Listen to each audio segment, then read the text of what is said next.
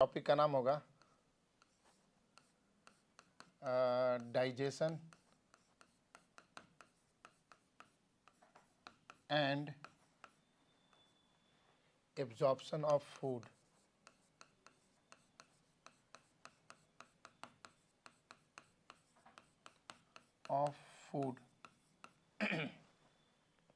एक टॉपिक आपका स्टार्ट करेंगे। सब्जेक्ट आपका आपको पता है जूलॉजी है, और बेसिकली ये जो डाइजेशन एब्जॉर्प्शन का जो केस है ये हम लोग ह्यूमन बींग्स के केस में ही पढ़ेंगे, ह्यूमन के लिए पढ़ेंगे, ह्यूमन फिजियोलॉजी के लिए। तो जो कुछ भी होगा वो ह्यूमन के टर्म्स में ही हम बात करेंगे। ये जो शब्द बना है डाइजेशन, जो शब्द बना है अगर आप देखिएगा तो ये जो फूड होता है, फूड, चूँकि फूड मतलब आपको पता ही है जैसे फूड होता है, फूड के अंदर न्यूट्रिएंट्स होते हैं। फूड जैसे हम खाते हैं नॉर्मल, रोटी हो गया, दाल हो गया, चावल हो गया, ये फूड सब्सटेंसेस हैं। तो एक्चुअली ये जो फूड सब्सटेंसेस हैं, इस फूड सब्सटेंसेस को करते क्या हम लोग, एक प्रोसेस होता है, इस प्रोसेस के द्वारा हम लोग इसको सिंपल न्यूट्रिएंट्स में इसको हम लोग तोड़ देते हैं। और बेसिकली अक्सर पूछा जाता है कि डाइजेशन जो होता है वो क्या होता है, ऑक्सीडेशन होता है, डिडक्शन होता है, हाइड्रोलिसिस होता है। तो बेसिकली ये जो भोजन का ये है, ये हाइड्रोलिसिस होता है, हाइड्रोलिसिस होता है। अब अक्सर पूछा जाता है डाइजेशन की डिफिनेशन क्या है, तो आप कहेंगे the conversion of complex food substances into simpler food substances with the help of digestive enzymes. यहाँ पे एक शब्द है with the help of digestive enzymes. चूँकि हम लोग बात कर रहे हैं ह्यूमन बींग्स की, तो एलिमेंट्री कैनाल की बात करेंगे। तो कह सकते हैं the conversion of complex food substances with the help of digestive enzyme within the alimentary canal of human by the process of hydrolysis is known as digestion। ये डाइजेशन होगा। डाइजेशन में जैसे हम बात करेंगे यहाँ पे, सपोज डैट अगर यहाँ पे हमने कार्बोहाइड्रेट अगर लिया, सपोज डैट हमने कार्बोहाइड्रेट लिया, तो कार्बोहाइड्रेट जो है कि हाइड्रोलिटिक प्रोसेस होगा। और कार्बोहाइड्रेट डाइजेशन के बाद, डाइजेशन अभी हम देखेंगे, एक डायग्राम बनाएंगे डाइजेशन कहाँ पे होता है। तो कार्बोहाइड्रेट डाइजेशन के द्वारा ये सिंपल शुगर्स में टूट जाएंगे, शुगर्स में। जैसे फॉर एग्जांपल अगर हम कार्बोहाइड्रेट में मान लीजिए जैसे बात करें, आप कार्बोहाइड्रेट में कुछ भी ले लीजिए। जैसे आपने सपोज डैट आपने स्टार्च खा लिया, चावल खाया स्टार्च है, रोटी खाया आपने स्टार्च है, तो ये कार्बोहाइड्रेट के तौर पे आप स्टार्च भी ले, स्टार्च मान लीजिए आपने लिया है स्टार्च। आपने मान लीजिए माल्टोज लिया है, आपने मान लीजिए जो सुक्रोज लिया है, कोई भी चीज़ लिया है, ये फाइनली जो है ये टूट जाएगा शुगर्स में। शुगर्स में बेसिकली टूटेगा तो ग्लूकोज में टूटेगा, फ्रक्टोज में टूट सकता है, गैलेक्टोज में टूट सकता है। अभी जब टूटेगा तो आप कह सकते हैं अगर कार्बोहाइड्रेट का डाइजेशन है तो कार्बोहाइड्रेट के डाइजेशन के बाद ये सिंपल जो शुगर्स बनेंगे, ग्लूकोज, फ्रक्टोज, गैलेक्टोज बनेगा। और भोजन में आप ले सकते हो, आपने मान लीजिए प्रोटीन लिया, प्रोटीन, तो प्रोटीन का भी डाइजेशन होगा। तो प्रोटीन के डाइजेशन के बाद आप देखोगे क्या, एमिनो एसिड्स बनेंगे, एमिनो एसिड्स। यहाँ पे एमिनो एसिड्स बनेगा, एमिनो एसिड्स। आपने मान लीजिए फैट लिया, फैट, सिंपली फैट, जिसको हम लिपिड भी आप कह सकते हो, लिपिड। प्रोटीन का एग्जांपल्स आपने जैसे दूध पिया, आपने एग खाया, आपने मीट खाया, आपने फिश खाया, एनीथिंग, तो you will get the protein. तो ये फूड सब्सटेंसेस है, proteins will get converted into amino acids. अब प्रोसेस सब में याद रखिएगा वही सेम होगा, hydrolysis, the process will be the same. जब ये होगा तो आप देखोगे क्या, यहाँ पे फैटी एसिड्स बनेगा, फैटी एसिड्स प्लस ग्लिसरॉल बनेगा, ग्लिसरॉल, एक ग्लिसरॉल बनेगा। तो आफ्टर डाइजेशन मतलब कह सकते हैं किसी का भी अगर हमको डिफिनीशन याद करना हो, मान लीजिए जैसे कार्बोहाइड्रेट का डिफिनीशन आपको बोलना हो, तो हम ऐसे बोलेंगे the digestion of carbohydrate is a hydrolytic process in which complex carbohydrates are converted into simple sugars is known as carbohydrate digestion. Protein का डाइजेशन क्या ना, उससे हम ऐसे कहेंगे the digestion of protein is a hydrolytic process in which protein is converted into amino acids। Fat का कहना हो सिंपली तो कहेंगे, बोलिए आप भी बोल सकते हैं, यहाँ पे कह सकते हैं the digestion of fat is a hydrolytic process in which fats are converted into fatty acids and glycerols. बाकी और भी फूड में आप जो भी लेंगे, जैसे मान लीजिए आपने मिनरल्स लिया, मिनरल्स सीधे सीधे एब्जॉर्ब हो जाएगा, मिनरल्स का डाइजेशन नहीं होगा। आपने वाटर लिया है, वाटर का डाइजेशन नहीं होता है। आपने विटामिन्स लिया है, विटामिन का कभी भी डाइजेशन नहीं होता है। यानी याद रखिएगा, ये ऐसे सब्सटेंसेस है, इनका डाइजेशन नहीं होता है, ये डायरेक्टली होगा। अब ये जो सिंपल चीज़ें बनेंगी, ये सिंपल चीज़ें, डाइजेशन का मतलब ये हो गया आपका डाइजेशन। और अगर ये सिंपल अगर देखा जाए तो ये जो शुगर्स बने हैं या एमिनो एसिड्स बना है, फैटी एसिड, ग्लिसरॉल है, ये सीधे सीधे चला जाएगा ये ब्लड में और लिम्फ में चला जाएगा, लिम्फ में।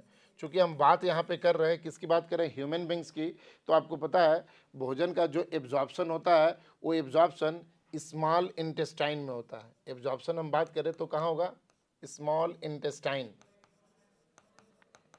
स्मॉल इंटेस्टाइन में होगा। स्मॉल इंटेस्टाइन में आपको पता है एक स्ट्रक्चर होता है विलाई, सिंगुलर वाइलस होता है, तो विलाई के थ्रू एब्जॉर्प्शन होता है। एब्जॉर्प्शन का भी अगर परिभाषा हमें बताना हो तो एब्जॉर्प्शन का परिभाषा याद रखिएगा, ऐसे आप कह सकते हो, जैसे सपोज डैट मान लीजिए ये स्मॉल इंटेस्टाइन है, तो स्मॉल इंटेस्टाइन में मान लो ये ग्लूकोज भी है, मान लो ये फ्रक्टोज भी है, मान लो ये गैलेक्टोज भी है, मान लीजिए एमिनो एसिड्स हैं, ये एमिनो एसिड्स हैं, फिर से ये मान लीजिए फैटी एसिड है, प्लस एक ग्लिसरॉल्स है, और ये सब तो मिनरल्स विटामिन सब रहेंगे। याद रखिएगा ये एलिमेंट्री कैनाल के स्मॉल इंटेस्टाइन में, यहाँ पे माइक्रोविलाई होंगे, यहाँ पे ऐसे माइक्रोविलाई होंगे। ये भोजन सीधे सीधे आ जाएगा कहाँ पे, ये अगर सपोज डेट ये ब्लड वेसल्स है, मान लीजिए अगर ये ब्लड वेसल्स है, हम यहाँ पे ब्लड वेसल्स बना दे रहे हैं, ये सब के सब मूव करके इस ब्लड में आ जाएंगे, इस ब्लड में आ जाएंगे, ब्लड में या लिम्फ में आ जाएंगे। हमने यहाँ पे लिखा है ऊपर लिम्फ, लिम्फ वेसल्स में होता है। तो हम कह सकते हैं the transfer of digested food particles from lumen of the intestine into the blood और lymph is known as absorption of food. तो ये एब्जॉर्प्शन हो गया। याद रखिएगा, ये ल्यूमेन है, ये इंटेस्टाइन का ल्यूमेन है। ल्यूमेन मीन्स कि जिसमें वो पार्ट्स है। और इसके बाद आपको पता होगा जो अनडाइजेस्टेड जो फीकल मैटर होगा वो नीचे चला जाएगा लार्ज इंटेस्टाइन में, रेक्टम और एनस के थ्रू बॉडी से बाहर चला जाता है, जिसको डिफिकेशन कहते हैं। ये प्रोसेस एक सिंपल सा है। अब आइए हम लोग डाइजेशन जानते हैं। एक्चुअली डाइजेशन होता कितने तरह का है, मैं डाइजेशन में बताता हूँ। आइए हम चलते हैं नेक्स्ट पेज पे। अगर डाइजेशन को ब्रॉडली देखा जाए, डाइजेशन को अगर हम ब्रॉडली देखें तो डाइजेशन में दो प्रोसेस वेरी कॉमन होते हैं, यानी दो तरह का, बल्कि कह लीजिए डाइजेशन दो तरह का होगा। एक को कहेंगे मैकेनिकल डाइजेशन,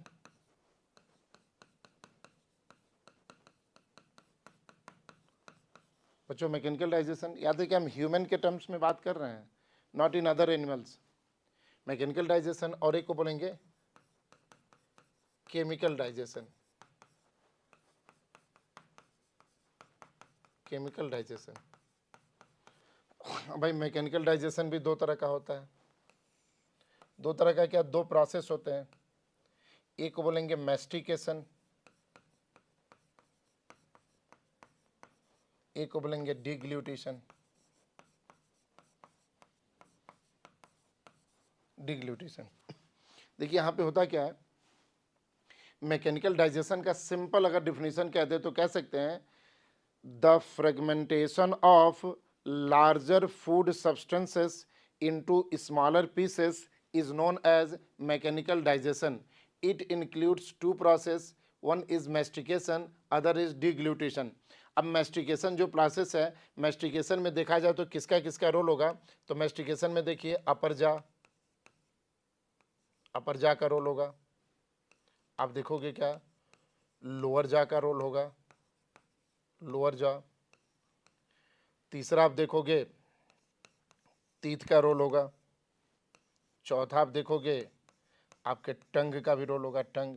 तो एक्चुअली मैस्टिकेशन कहते किसे हैं, अब देखिए ये आपको पता है कि जैसे भोजन का मान लीजिए कोई आपने बड़ा सा ऐसे टुकड़ा लिया, भोजन का कोई बड़ा सा टुकड़ा है, ये क्या होगा, ये छोटे ऐसे टुकड़े में टूट गया, ऐसे टुकड़े में टूट गया, ऐसे टुकड़े में टूट गया, मान लीजिए इसके 4 पीसेज हो गए। फिर ये होगा, हो सकता है इसमें से और छोटे छोटे टुकड़े हो गए, और छोटे छोटे टुकड़े हो गए, ये छोटे छोटे उस फूड के टुकड़े हो गए। ठीक है, तो हम सिंपली कह सकते हैं ये तो मैकेनिकल डाइजेशन तो क्या हो गया, the fragmentation of larger food particles, अगर ये फूड है लार्जर फूड पार्टिकल्स का सिंपली फ्रेगमेंटेशन हो रहा है, ये मेस्टिकेशन एक प्रोसेस है। मेस्टिकेशन का मतलब हम कहेंगे मेस्टिकेशन वह प्रोसेस है, the process by which larger food substances are divided and subdivided into smaller pieces with the help of upper jaw, lower जा, टीथ एंड टंग। आप देखिए अगर भोजन कोई भी लेते हो तो आपके ऊपरी जबड़े का रोल होता है, लोअर जबड़े का रोल होता है, अपर जॉ के तीत का और लोअर जॉ के तीत का, और आपका टंग्स भी होता है। पूरा इसको अच्छे से मेस्टिकेट करता है। मेस्टिकेट यानी the process of cutting with the help of teeth, उसका मेस्टिकेशन आपने किया, ये छोटे छोटे टुकड़ों में टूट गया। अब ये होता है डिग्लूटेशन। डिग्लूटेशन का मतलब होता है, इसको आप कह लीजिए the process of engulfing, the process of engulfing, the process of engulfing food.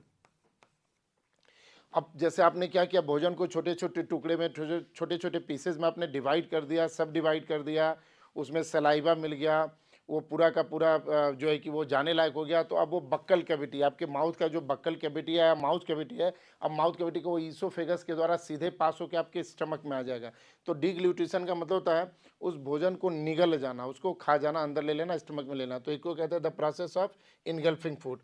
अब केमिकल डाइजेशन आता है। तो फूड के जब छोटे छोटे टुकड़े हो गए, अब फूड के छोटे छोटे टुकड़े होने का मतलब है इसमें वो सारे चीज़ है, मतलब इसमें कार्बोहाइड्रेट भी है, इसमें प्रोटीन भी है, इसमें लिपिड भी है। अब हम लोग अगर पिछले पेज पे आ जाएं आप देख लें तो वही चीज़ है। अभी कार्बोहाइड्रेट मतलब जो आपने रोटी का टुकड़ा खाया, आपने राइस लिया, आपने एग्स लिया, आपने मीट लिया, उसको छोटे छोटे पीसेज में आपने तोड़ दिया। छोटे छोटे पीसेज में तोड़ने का मतलब उसमें से आपने कार्बोहाइड्रेट के मॉलिक्यूल्स को, प्रोटीन के मॉलिक्यूल को, फैट के मॉलिक्यूल्स को आपने अलग अलग कर दिया। अब क्या है, जो केमिकल डाइजेशन है, केमिकल डाइजेशन का भी अभी हमने परिभाषा बता दिया। केमिकल डाइजेशन का मतलब क्या, ये भी देखिए हाइड्रोलिसिस ही है, हाइड्रोलिसिस। और किस एंजाइम द्वारा, तो डाइजेस्टिव एंजाइम्स है, और जितने भी डाइजेस्टिव एंजाइम्स है they are called hydrolytic enzymes, they are called hydrolytic enzymes. तो ये हाइड्रोलिटिक एंजाइम्स हो गए। तो कहने का मतलब है केमिकल डाइजेशन क्या है, तो कहेंगे the conversion of carbohydrate, protein and fat into their corresponding constituents with the help of hydrolytic enzymes in alimentary canal is known as chemical digestion। तो ये chemical digestion हो गया, ये chemical digestion। तो chemical digestion means nothing but the hydrolysis, hydrolysis of nutrients हम कहते हैं, बल्कि न्यूट्रिएंट्स। न्यूट्रिएंट्स का मतलब वही तीन चीज़ें, कौन कौन, कार्बोहाइड्रेट, प्रोटीन और लिपिड, इन तीन चीज़ों का हम कह देंगे। अब इस पूरे प्रोसेस को समझने के लिए एक हम लोग छोटे सा डायग्राम बनाते हैं, और डायग्राम बना के उसको समझने की कोशिश करते हैं कि वो क्या चीज़ होता है। कोशिश करेंगे बिल्कुल छोटा सा एक डायग्राम बन जाए, उससे आपको सारी की सारी चीज़ें समझ में आ जाए। अब कहाँ तक आप समझ पाते हैं, कहाँ तक हम आपको समझा पाते हैं, ये देखते हैं। ऐसे बना लीजिए, ऐसे लाइए, इसको ऐसे कर लेते हैं, इसको ऐसे कर लेते हैं, इसको ऐसे ले आते हैं, इधर दो कर लेते हैं, इधर से भी करके ऐसे कर लेते हैं, ऐसे करके ये है। सपोज डेट मैं इसी में नाम भी लिख दे रहा हूँ। सपोज डेट मान लीजिए थोड़ी देर के लिए मैं कह रहा हूँ कि ये मान लीजिए बक्कल कैविटी है, बक्कल कैविटी, कैविटी। ये मान लीजिए हम थोड़ी देर के लिए क्या है, ईसोफेगस है, ईसोफेगस, ईसोफेगस। ये मान लीजिए इसी में लिख दे रहा हूँ, मान लीजिए सपोज डेट ये स्टमक है, यहीं बाहर ही लिख लीजिए स्टमक है, स्टमक। और ये आपका सपोज डेट ये स्मॉल इंटेस्टाइन है, मान लीजिए ये स्मॉल इंटेस्टाइन है, ये लिख दे रहे हैं स्मॉल इंटेस्टाइन। चूँकि लार्ज इंटेस्टाइन में बहुत ज़्यादा डाइजेशन नहीं होता, तो उसको नीचे बनाने की बहुत ज़्यादा ज़रूरत नहीं है। अब अगर इस बक्कल कैविटी में हम बात करें तो देखोगे तो इस बक्कल कैविटी में हम क्या चीज़ लेते हैं, पहले वो चीज़ इधर से ले लेते हैं, ये देखिएगा मार्कर शायद इधर से चल नहीं रहा, मान लीजिए इधर से हम ले रहे हैं, इस बक्कल कैविटी में हम ले लेते हैं और इधर से भी कुछ चीज़ आएगी। ओह, मैं आगे ही खड़ा हो गया हूँ, दिख नहीं रहा है शायद आपको। यहाँ पे बक्कल कैविटी में हम क्या लेते हैं, तो बक्कल कैविटी में हम बेसिकली यहाँ पे फूड लेते हैं। यहाँ पे मैं लिख दे रहा हूँ फूड, फूड। और याद रखिएगा हमने आपको पहले पेज पे बता दिया है, फूड में तो आप बहुत कुछ लेते हैं। फूड में मतलब रोटी, चावल, दाल, सब्जी, everything. You can take rice, meat, fish, everything. But आपको अगर उस पढ़ाई लिखाई के लैंग्वेज में कहना हो तो आप जो कुछ भी लेते हो, चाहे फिश लेते हो, एग लेते हो, राइस लेते हो, रोटी लेते हो, सब्जी लेते हो, जो कुछ भी लेते हो, उसमें से आपको क्या क्या मिलेगा, तो उसमें से आपको मिलेगा एक तो कार्बोहाइड्रेट मिलेगा, तो आपने कार्बोहाइड्रेट भी लिया। आपको खाने से प्रोटीन मिलेगा, तो यहाँ पे प्रोटीन भी लिया। यहाँ पे आपने मान लीजिए फैट या लिपिड लिया, तो फैट या लिपिड आपने लिया। यही खाने के मेन 3 कॉन्स्टिट्यूएंट्स है जिनका डाइजेशन होता है, ध्यान दीजिएगा, इन्हीं तीनों का डाइजेशन होता है। अब इधर आप मान लीजिए, इधर आपको पता है कि माउथ में आप इधर से क्या लेते हो, सलाइवा लेते हो, सलाइवा। और मैं आपको बता दूं, सलाइवा में बेसिकली जो है बक्कल कैविटी में एक ही चीज़ का डाइजेशन होता है, कार्बोहाइड्रेट का ही डाइजेशन होता है। तो इसमें सेलिवरी एमाइलेज, बेसिकली आप एंजाइम जो लोगे वो सेलिवरी एमाइलेज, एमाइलेज जिसको टाइलिन भी बोलते हैं, सेलिवरी एमाइलेज लोगे।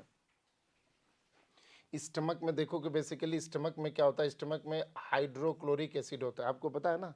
स्टमक में एसिडिक मीडियम होता है, एसिडिक मीडियम में ही डाइजेशन होता है। पीएच इज लेस देन 7, 5 के करीब पीएच होता है। यहाँ पे आप देखोगे क्या, यहाँ पे एक इम्पॉर्टेंट एंजाइम्स होता है जो प्रोटीन डाइजेस्टिव एंजाइम्स होता है, पेप्सिन। देखिए ऐसे डायग्राम बना के पढ़ने से आपको एक फ़ायदा होगा ना, आपके दिमाग में वो फीड हो जाएगा और आपको ज़्यादा रटना नहीं पड़ेगा, आपको याद करके इसे आप पढ़ सकते हैं वेरी इजीली, मतलब आप पढ़ सकते हैं, पेप्सिन होता है। अब अगर देखा जाए एक इधर से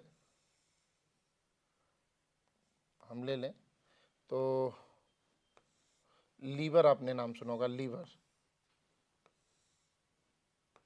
यार मैं तो आगे ही खड़ा हो जा रहा हूँ, आप लोगों को दिख नहीं रहा है।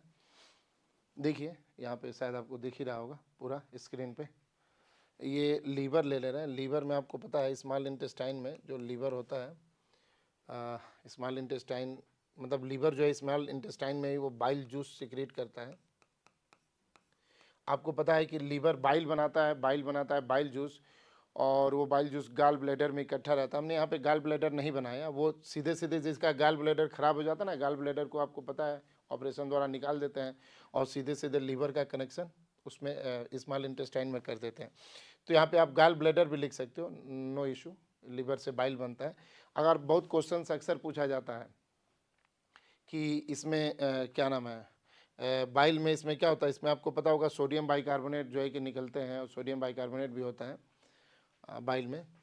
अब इधर से आप आ जाइए, सबसे जो इम्पोर्टेंट हार्मोन्स जो निकालता है, हार्मोन्स क्या, एंजाइम्स कह लीजिए, इसमें हार्मोन्स का भी रोल होता है जिसको गैस्ट्रो इंटेस्टाइनल हार्मोन्स भी बोलते हैं, जो डाइजेशन में हेल्प करते हैं। अब यहाँ पे अगर हम बात करें पैंक्रियाज की, बात कर लिया जाए, पैंक्रियाज सबसे इम्पोर्टेंट चीज़ है, पैंक्रियाज। यहाँ पे मैं लिख दे रहा हूँ पैंक्रियाज।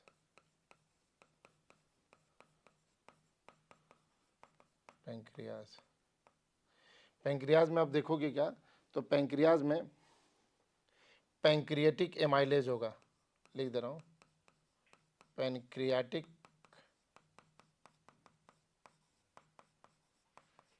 एमाइलेज,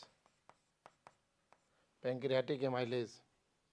आप देखोगे क्या, इसमें ट्रिप्सिन होता है, ट्रिप्सिन। आप देखोगे इसमें काइमोट्रिप्सिन होता है।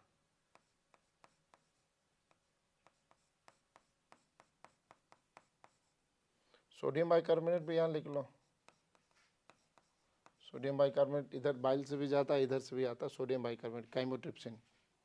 पैंक्रियाटिक एमाइलेज, ट्रिप्सिन, काइमोट्रिप्सिन, ये बेसिकली एंजाइम्स होते हैं।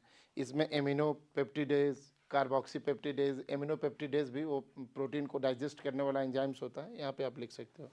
और यहाँ पे एक आपका सबसे जो इम्पोर्टेंट मतलब एक और भी जूस निकलेगा यहाँ पे, वो इंटेस्टाइन से, मान लो हम यहाँ पे लिख दे रहे हैं ऐसे करके, इसको कंफ्यूज मत करिएगा, यहाँ पे लिख दे रहे हैं इंटेस्टाइनल जूस, इंटेस्टाइनल जूस। अब ये जूस नहीं है, वो पीने वाला जूस नहीं है, एक्चुअली ये स्टमक में जूस बनता है। आपको बता दें, यहाँ पे जो जूस बनता है उसको गैस्ट्रिक जूस बोलते हैं, नाम लिख दे रहे हैं यहाँ पे, गैस्ट्रिक जूस, गैस्ट्रिक जूस। आपको पता है ह्यूमन में एक दिन में लगभग 1 से 1.5 लीटर गैस्ट्रिक जूस बनता है, 1 से 1.5 लीटर गैस्ट्रिक जूस। और इंटेस्टाइनल जूस भी 1 से 1.5 लीटर से कम नहीं निकलता। इंटेस्टाइनल जूस में आप देखोगे ना, तो बेसिकली जो जब प्रोटीन जब टूटता है ना, तो प्रोटीन क्या होता है, पहले प्रोटीन पेप्टॉन्स में, पॉलीपेप्टाइड्स में, डाईपेप्टाइड में ऐसे टूटता है। तो यहाँ पे देखोगे ना, तो यहाँ पे कार्बोक्सीपेप्टिडेजेज, डाईपेप्टिडेजेज, ट्राईपेप्टिडेजेज, वो एंजाइम्स यहाँ पे निकलते हैं।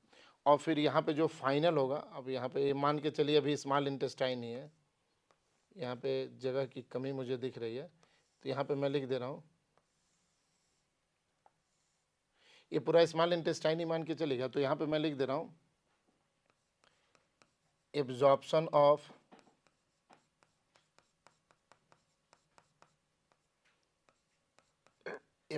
Of nutrients. न्यूट्रिएंट्स का मतलब कि जो डाइजेशन से बना होगा। ये एक बेसिक एक डायग्राम है, बेसिक डायग्राम। इस डायग्राम का हम नाम लिख सकते हैं, नाम लिख सकते हैं डाइजेशन एंड, फिर आप कहेंगे मैं आगे ही खड़ा हो गया, हाँ इधर से लिखूं क्या, digestion and absorption of food. अब देखिए बेसिकली अगर आपको ये डायग्राम याद रहेगा ना, तो हम फिर अलग अलग भी सबका पढ़ाते हैं डाइजेशन। मतलब आपका कार्बोहाइड्रेट का अलग डाइजेशन है, प्रोटीन का अलग है, फैट का अलग है, सबका अलग अलग डाइजेशन पढ़ाया जाता है। अगर ये बेसिक डायग्राम्स आपको याद है तो आप मान लीजिए कि आप काफ़ी अच्छा इसमें जो है कि कर सकते हैं। तो याद देख लीजिए, यहाँ पे जो पहला जो पार्ट है, अगर मान लीजिए इसको हम पहला डाइजेशन का पहला पार्ट मान लें कि यहाँ पे डाइजेशन 1 नंबर पे हो रहा है, यहाँ दूसरे नंबर पे हो रहा है, और मान लीजिए तीसरा हम स्मॉल इंटेस्टाइन को कह लें, तो बेसिकली 3 साइट्स हैं डाइजेशन के, मतलब जहाँ पे डाइजेशन 3 जगह पे हो रहा है। और ये स्मॉल इंटेस्टाइन का ही पार्ट है। चौथा पार्ट तो मान लीजिए प्योरली इसको हम ऐसे करें, ये तो एब्जॉर्प्शन के लिए मान लीजिए पार्ट्स है। इसके नीचे अगर देखोगे ना, तो वो फिर फीकल के मैटर के तौर पे जो अनडाइजेस्टेड फूड सब्सटेंसेस है वो नीचे लार्ज इंटेस्टाइन में जाएंगे, वहाँ हल्का फुल्का कुछ वाटर का एब्जॉर्प्शन वगैरह होता है, बाकी जो फीकल मैटर है वो रेक्टम और एनस के थ्रू बॉडी से बाहर चला जाता है। तो यहाँ पे हम डाइजेशन को समझते हैं। आप देखेंगे, आप कह सकते हो कि डाइजेशन 3 चीज़ों का, कार्बोहाइड्रेट, प्रोटीन, फैट का होता है। इसमें से जो सब्सटेंसेस हम लेते हैं, तो बक्कल कैविटी में आप कह सकते हो, in buccal cavity only the digestion of carbohydrate takes place. क्यों? कार्बोहाइड्रेट का सिर्फ डाइजेशन होता है। यानी याद है कि जैसे आप भोजन को लेके अपने माउथ में उसको मैस्टिकेट करते हैं, when you are masticating the food, तो सलाइवा से सेलिवरी ग्लैंड, अभी सेलिवरी क्या नाम है, सलाइवा कहाँ से निकलता है, इसकी भी थोड़ी सी चर्चा कर ले। ये सलाइवा जो है सेलिवरी ग्लैंड से निकलता है। कहाँ से निकलता है? सेलिवरी ग्लैंड से। ये ब्रैकेट में लिख देते हैं, सेलिवरी वाई, सेलिवरी ग्लैंड से निकलता है। अब सेलिवरी ग्लैंड्स आप देखोगे तो 3 तरह का सेलिवरी ग्लैंड्स भी है भाई साहब, 3 तरह का सेलिवरी ग्लैंड्स है, फिर कुछ चलता नहीं है। 3 तरह के सेलिवरी ग्लैंड्स में आप देखोगे तो पहला जो सेलिवरी ग्लैंड्स है उसको बोलते हैं सबलिंगुअल सेलिवरी ग्लैंड। सबलिंगुअल, ओह इधर कुछ चलने में कुछ प्रॉब्लम, कोई बात नहीं, ये चलेगा। सबलिंगुअल, सबलिंगुअल मैं ऐसे कर दे रहा हूँ, ये सब लिंगुअल सैलिवरी ग्लैंड्स है। एक होता है सब मैक्सिलरी, सब मैक्सिलरी, सब मैक्सिलरी, और एक होता है पैरोटिड, पैरोटिड। तीन पेयर्स होते हैं। तीनों पेयर का लोकेशन मैं बता दे रहा हूँ। देखिए सब लिंगुअल, सब का मतलब होता है अंडर, लिंगुअल मीन्स टंग, ऐसा ये पेयर में होते हैं, एक एक मतलब पेयर में होते हैं। तो सब लिंगुअल जो सैलिवरी ग्लैंड्स होते हैं वो आपके टंग के नीचे होते हैं। Means you can say that sublingual salivary glands are situated below the टंग।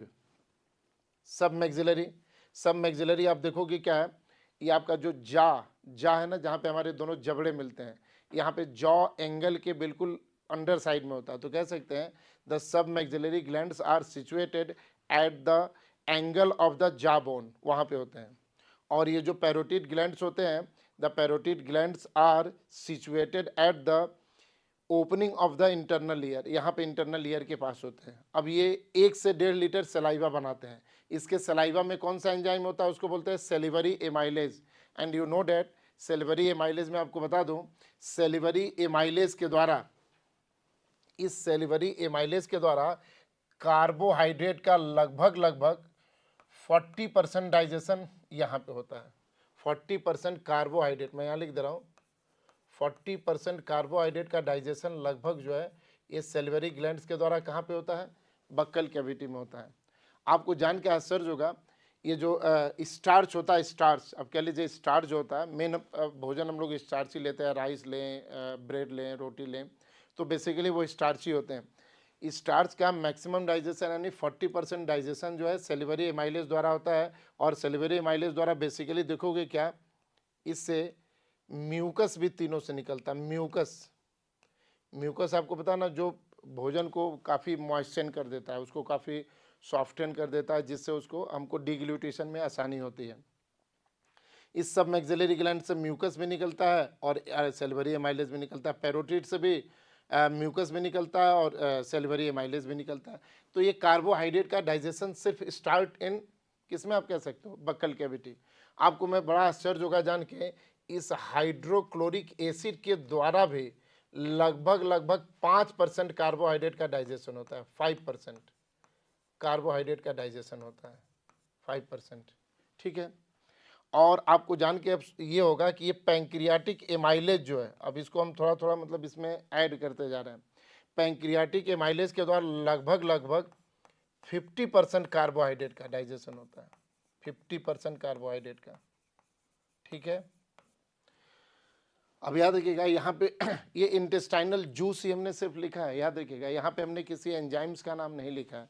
यहाँ इंटेस्टाइनल एमाइलेज भी होता है, इंटेस्टाइनल एमाइलेज। तो आप देख लीजिए कार्बोहाइड्रेट का ये हो गया 45% और ये हो गया 50%, लगभग 95% हो गया। तो बाकी 5% आप मान के चलिए यहाँ पे जो एमाइलेज, अब ये आप पूरा नाम नहीं लिख रहे हैं, एमाइलेज बस लिख दे रहे हैं, एमाइलेज। और इस एमाइलेज का नाम होगा इंटेस्टाइनल एमाइलेज। यानी एमाइलेज देखिए कितने जगह लोकेशन पे पाया जा रहा है, यानी फर्स्ट लोकेशन बक्कल कैविटी में पाया गया, सेकंड लोकेशन पे एमाइलेज एब्सेंट, थर्ड लोकेशन पे एमाइलेज है, और वो एमाइलेज पैंक्रियाज से भी आ रहा है और एमाइलेज इंटेस्टाइनल जूस से भी आ रहा है। तो यहाँ पे लगभग 5% कार्बोहाइड्रेट का डाइजेशन किससे हो गया बाबू, बताइए। कुछ आप लोग बोल नहीं रहे, ऐसा लगता है, कोई कमेंट्स कुछ भी लिखते नहीं है। इसमें 5% डाइजेशन जो है कार्बोहाइड्रेट का यहाँ पे इसके द्वारा भी हो रहा है, कार्बोहाइड्रेट का डाइजेशन हो रहा है।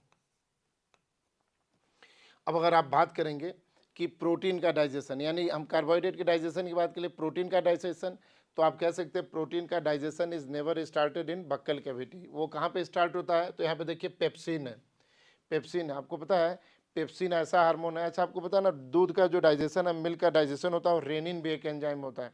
और रेनिन जो एंजाइम होता है वो इन्फेंट्स में होता है, बच्चों में होता है। बड़े लोग तो दूध पीते नहीं, हम लोग भी दूध पीते हैं, उसकी क्लॉटिंग होती है HCl के द्वारा, फिर उसका डाइजेशन हम लोग करते हैं। लेकिन रेनिन भी जो एंजाइम्स होता है वो इन्फेंट्स में होता है, बच्चों में होता है, बच्चे दूध पीते हैं उससे डाइजेशन करते हैं।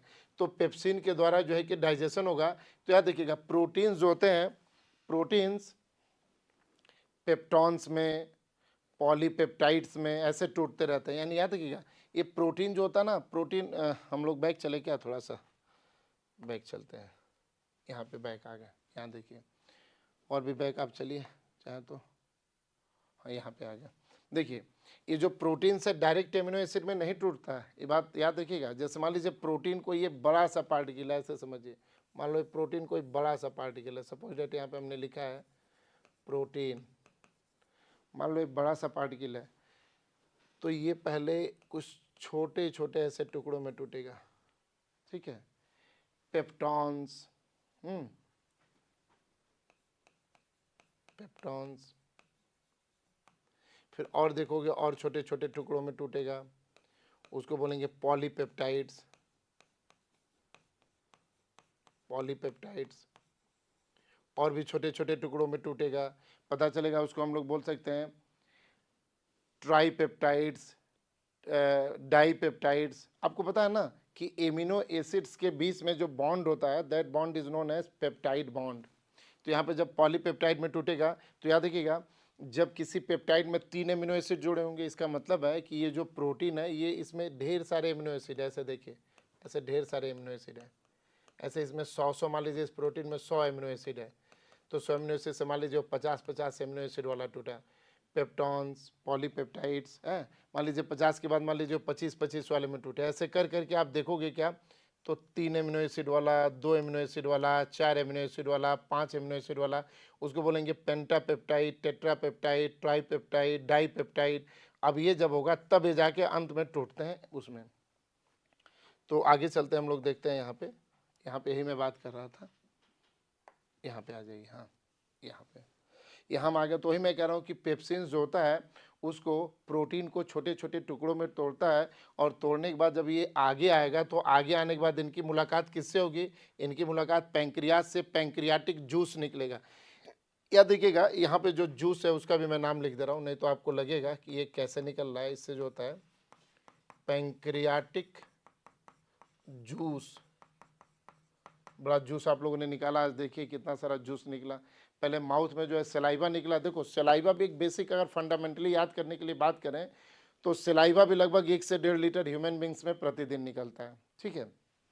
Saliva every day at least human beings secretes 1 to 5 litre of saliva, okay, saliva. Again अगर हम बात करें तो हियर इज गैस्ट्रिक जूस, आप खाओ ना खाओ, अगर नहीं खाओगे तो आपने देखा होगा लोग कहते हैं कि वो पित्त चढ़ गया है, एक्चुअली वो बाइल जूस वगैरह सब निकलता रहता है भोजन के इंतजार में, they are waiting for that food, ताकि फूड आए और वो डाइजेस्टिव जूस निकले। बेसिकली याद करने के लिए आप याद रख सकते हो, ये भी डेली का डेली 1 से 1.5 लीटर, 1.5 लीटर जो है कि ये जूस निकलता है।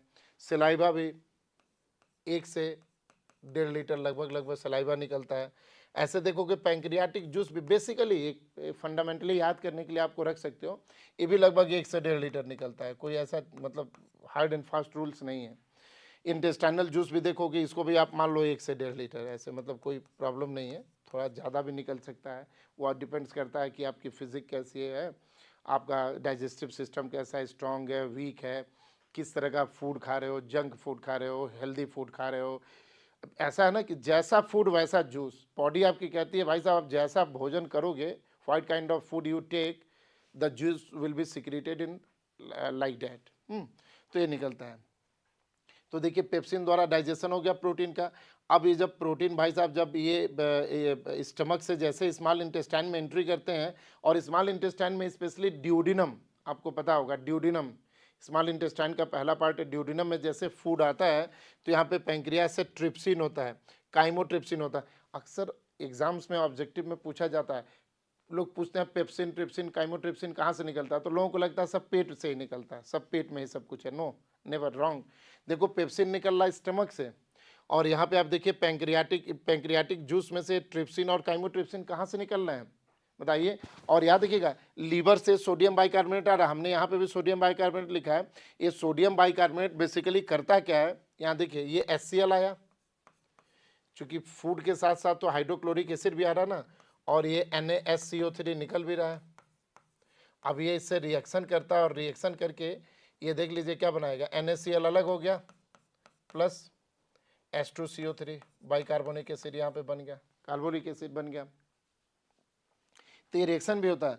तो ये पैंक्रियाटिक जूस का ये जो निकला हुआ है, यानी ये ट्रिप्सिन और काइमोट्रिप्सिन, ये भी क्या करेंगे, वो जो हमने अभी अभी आपको बताया पेप्टॉन्स पॉलीपेप्टाइड्स को, उस पर एक्शन करते हैं, उसको और छोटे छोटे छोटे छोटे पीसेस में उसको मतलब क्या करेंगे, और भी छोटे छोटे एमिनो एसिड्स में तोड़ेंगे, वो पेप्टाइड बॉन्ड पे तोड़ेंगे। यानी यहाँ देखिएगा, ये जितने भी प्रोटियोलिटिक एंजाइम्स है, दे directly act on the peptide bonds, they directly act on the peptide bonds, उस पर एक्ट करते हैं।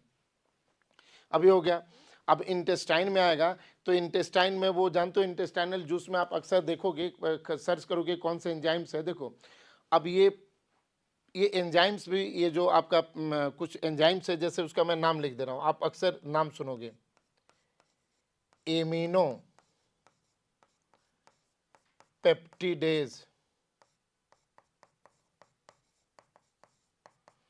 कार्बोक्सी पेप्टिडेज,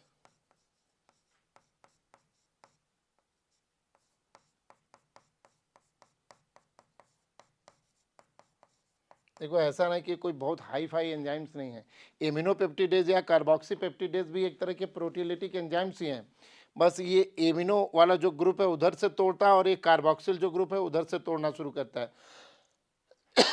इस इंटेस्टाइनल जूस में अभी अभी जो हमने बताया, इसमें एंजाइम्स कौन कौन से हो सकते हैं, इसमें ट्राइपेप्टिडेज, डाइपेप्टिडेज, ये एंजाइम्स हो सकते हैं, और इंटेस्टाइनल जूस में जब आएंगे तो उस प्रोटीन को ये सीधे सीधे एमिनो एसिड्स में फाइनली तोड़ देंगे, ब्रेक डाउन कर देंगे। तो ये हो गया डाइजेशन आपका प्रोटीन का। याद है कि अभी मैं नॉर्मल बता रहा हूँ, this is the normal course. अभी हम जब कार्बोहाइड्रेट का डाइजेशन और बताएंगे ना, तो आपको सिर्फ कार्बोहाइड्रेट का बताएंगे, तो हम कार्बोहाइड्रेट का ही अलग अलग बताएंगे। बेसिकली हमने आपको बता दिया अभी अभी, कार्बोहाइड्रेट में 40% बक्कल कैविटी में, 5% स्टमक में, बाकी यहाँ पे आप देख लीजिए कहाँ गया, 50% इस जूस के द्वारा, और 5% यहाँ पे, यानी 55% इंटेस्टाइन में, ड्यूरिनम में जो है कि इसका डाइजेशन होता है। अब बात करें फैट की या लिपिड की, फैट या लिपिड आप जो भी लेते हो ना, फैट या लिपिड जो भी लोगे, तो ये बक्कल कैविटी में उसका डाइजेशन नहीं होता है, बक्कल कैविटी में there is no digestion of food. अब ये जो फैट आता है, तो फैट सीधे कहाँ पे आ गया भाई साहब, स्टमक में आ गया। अब स्टमक में फैट आ गया, तो याद रखिएगा, स्टमक में भी देखा जाए तो स्टमक में भी बहुत ज़्यादा डाइजेशन उसका नहीं होता लिपिड का, बशर्ते वहाँ पे फिर भी क्या होता है, हल्का फुल्का जो हाइड्रोक्लोरिक चूंकि एसिड है, उसके द्वारा थोड़े बहुत छोटे छोटे टुकड़े में टूटेंगे, लेकिन उसका जो मेन रोल है यहाँ पे होता है, बाइल का रोल होता है। और बाइल का जो इम्पोर्टेंट रोल है, उसको कहते हैं, बाइल जो होता है, देखिएगा बाइल में किसी तरह का, यानी लीवर में किसी तरह का डाइजेस्टिव एंजाइम्स नहीं होता है। बाइल जो होता है वो एक प्रोसेस करता है, जिस प्रोसेस का मैं यहाँ पे नाम लिख दूंगा, यहीं पे लिख देते हैं, काम चल जाएगा। बाइल, बाइल जो है वो भोजन का इमल्सिफिकेशन करता है, इमल्सिफिकेशन, ये देखिएगा स्पेलिंग्स आप जल्दी जल्दी लिखा जा रहा है, इमल्सिफिकेशन। या हम लोग नेक्स्ट पेज पे आ जाते हैं, थोड़ा सा आपको अच्छा लगेगा। ये फैट है, फैट में बाइल जोड़ा, बाइल, यहाँ पे एक प्रोसेस होगा, लिख दे रहा हूँ,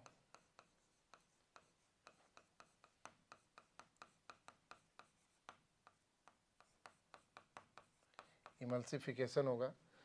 मान लीजिए जैसे फैट का कोई बड़ा सा मॉलिक्यूल है, प्लस मान लीजिए बाइल है, और सपोज डैट अगर इमल्सिफिकेशन द्वारा मान लीजिए जुड़े, अगर ऐसे जुड़ गया, और कोई जरूरी नहीं कि एक ही एंजाइम जुड़ेगा, ये बाइल मतलब ढेर सारे बाइल हैं, ये बाइल मान लीजिए इस बाइल इससे जुड़ गया,